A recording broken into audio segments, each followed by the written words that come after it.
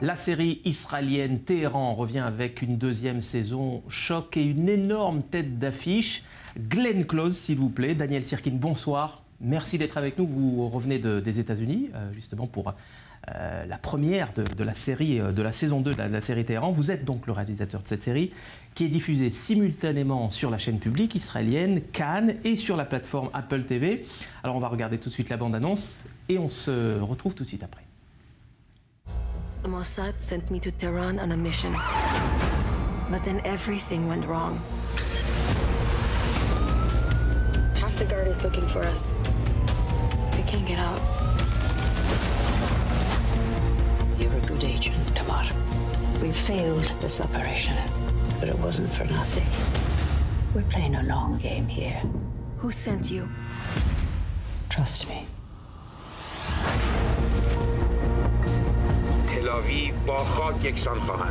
This operation is highly classified. We need to stop him cold. You're about to work for them? I had no choice.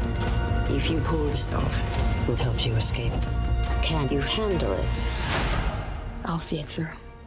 I know you will. Plus trépidante que jamais la saison 2 de Téhéran. Alors on va, si vous voulez bien, Daniel Sirkin, faire rapidement le pitch. Tamar Rabinian, qui est interprétée par Niv Sultan, l'actrice israélienne, va, on va lui confier une nouvelle mission au pays des Mollahs. Après avoir neutralisé un réacteur nucléaire, elle va devoir, cette hackeuse du Mossad, exfiltrer un soldat israélien sur le sol iranien et puis mettre hors d'état de nuire l'impitoyable général Qassem Mohammadi, chef des gardiens de la révolution iranienne. Alors évidemment, toute ressemblance avec des faits réels n'est que fortuite. Le Mossad et la réalité nous offrent constamment des scénarios bien plus fous que ceux que nous parvenons à imaginer. C'est notre problème avec Téhéran. La réalité nous devance en permanence. Mais évidemment, nous lisons les journaux et nous nous tenons informés. Toutes les personnes qui travaillent sur la série vivent au rythme de l'Iran. Qu'est-ce qui se passe en Iran? Que y fait le Mossad? Quelle est la situation? Par exemple, les grandes manifestations qui s'y déroulent, cela nous intéresse. Est-ce que vous avez été conseillé, par exemple, par des anciens agents du Mossad? Grâce au succès de la première saison, nous avons pu rencontrer des hauts responsables du Mossad pour la saison 2. Ils ont beaucoup aimé la série, ça nous a fait plaisir. Nous essayons tout de même de ne pas recevoir trop de conseils d'agents du Mossad, car nous ne voulons pas qu'on nous mette des barrières, qu'on nous empêche par exemple de développer une idée car elle ressemblerait trop à la réalité. Nous tenons à notre liberté artistique. Alors dans la psychologie des personnages, notamment de Niv Sultan, de Tamar Rabinian, cette mission, cette nouvelle mission qui lui est confiée, elle va mettre en danger les gens et les personnes auxquelles elle tient le plus en Iran. C'est juste, dans cette saison, la mission de Tamar est non seulement une mission nationale, comme cela doit être le cas pour un agent du Mossad, mais c'est aussi une mission personnelle, liée au fait qu'elle s'est trop mise en danger, jusqu'à faire courir de grands périls à ses proches. On aime toujours observer les héros pris entre les feux du devoir pour la patrie et de l'enjeu personnel. C'est toujours plus intéressant. Les vrais héros doivent toujours combattre sur plusieurs fronts. Et de ce point de vue, Tamar est une grande héroïne.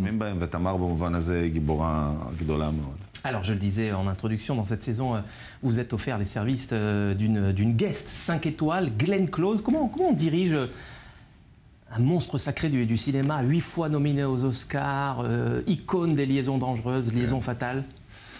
Je vais vous dire, jusqu'à ce qu'elle arrive sur le lieu du tournage, je n'y croyais pas. Il a fallu que je me pince pour réaliser qu'elle était bien là.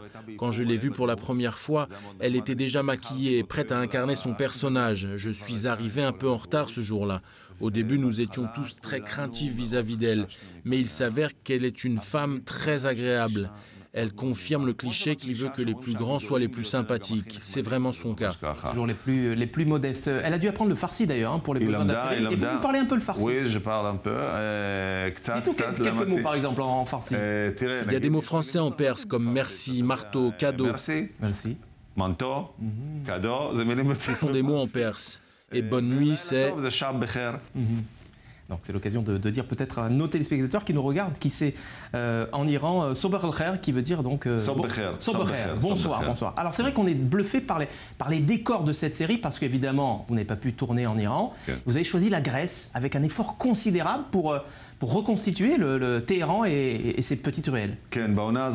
Pour cette saison, nous avons eu un très important personnel artistique. Avant tout, nous avons dû prendre des rues entières d'Athènes et effacer tous les graffitis. Quiconque connaît Athènes sait que la ville est couverte de graffitis. Une équipe complète de peintres a repeint les rues, tous les panneaux ont été remplacés, toutes les voitures américaines ont été déplacées, car il n'y a pas de voitures américaines en Iran, bien sûr.